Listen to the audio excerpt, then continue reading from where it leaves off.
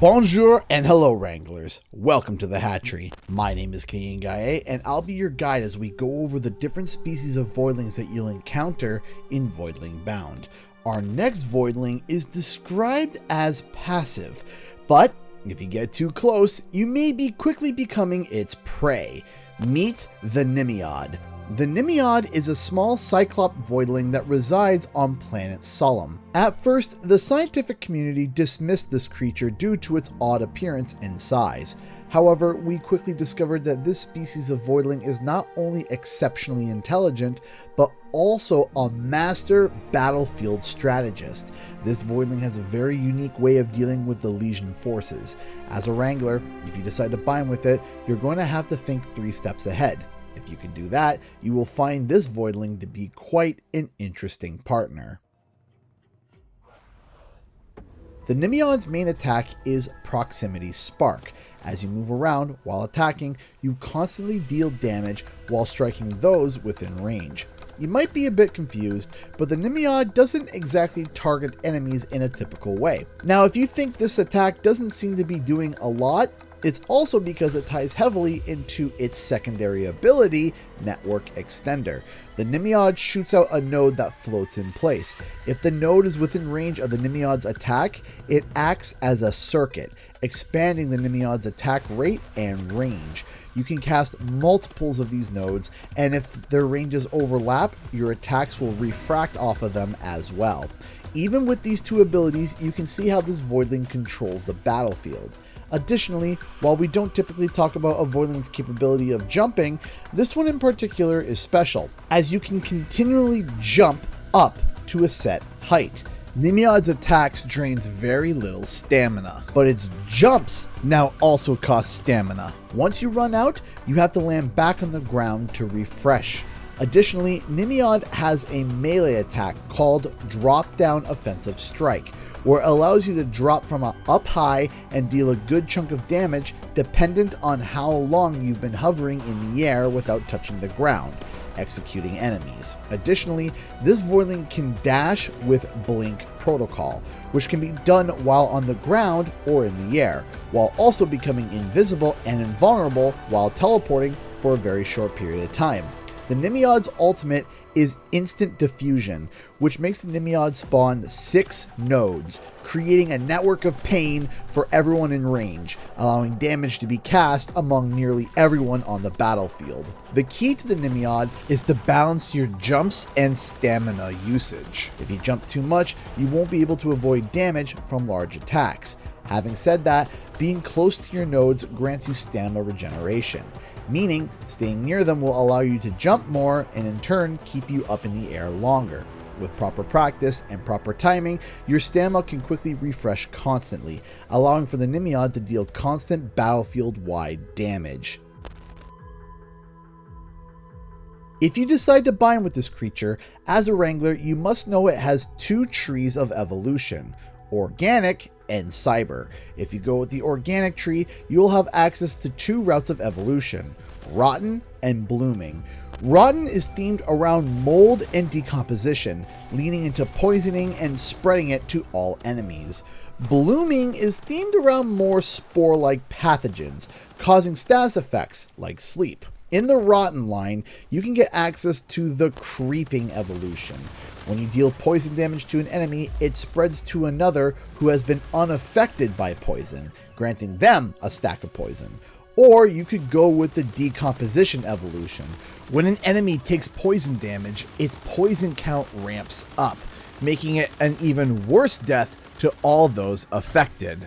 If you choose the Blooming line, you can get access to the Mycotoxic evolution, which actually applies a stun to enemies when damaging them while at full health. Or you could go with the Sedative evolution, where you can put enemies to sleep when you receive damage. Now, over on the Cyber line, you can get access to abilities that spread static discharge, has mass chain attacks, and lightning strikes with either the Conductor line and the Static line. In the Conductor line, you can get access to the Sparking evolution. This evolution provides increased critical hit chance, But also, when you do land a critical hit with an attack, you spawn a spark that strikes a random nearby enemy and applies static. You also could get the Inductor evolution. When you get a static discharge, you create a damage dealing field around the Voidling, and the more you activate static discharge, the bigger the field becomes, applying more and more static to everyone within it.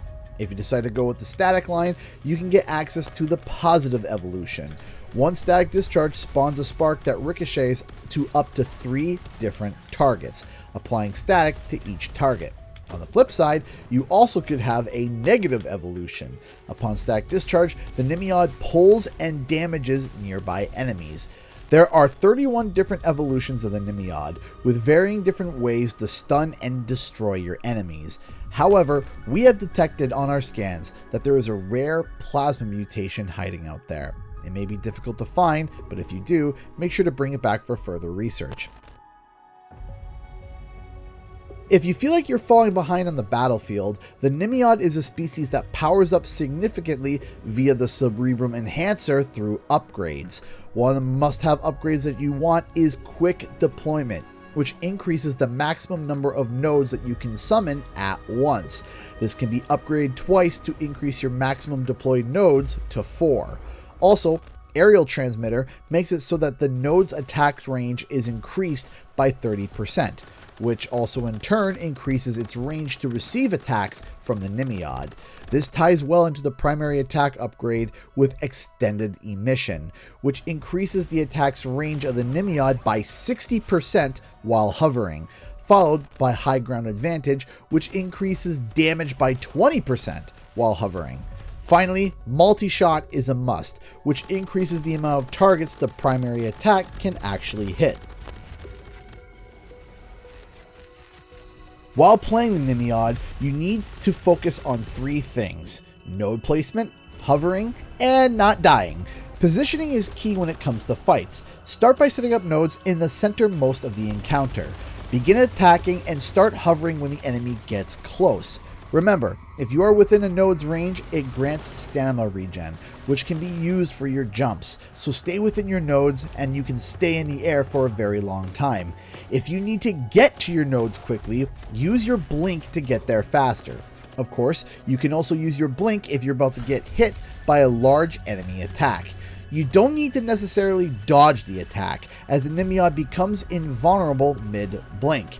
If you time it right, the attack can land while you're in that window and you take no damage. Your drop-down strike should only be used when enemies are low health and outside of your nodes, or when you're about to run out of stamina. If you have gathered enough charges by staying in the air for a long time, it can cause devastating damage. However, do not use this ability willy-nilly, because the Nimiod does not have a lot of health. Get caught wrong and the mission is over. Having said that, they would have to catch you in the first place. When you're about to drop your ultimate, refresh and respawn all of your nodes. This will give you the maximum amount of node uptime with the optimal amount of nodes as possible. This, of course, can also keep you in the air much longer due to the large amount of nodes.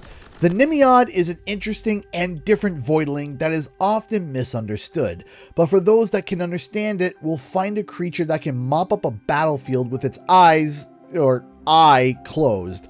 That's all for today's Voidling Spotlight. While the Nimiod may be a highly intelligent battlefield strategist, our next Voidling is a bloodthirsty apex predator. Think you can handle him? We'll find out. See you all next time.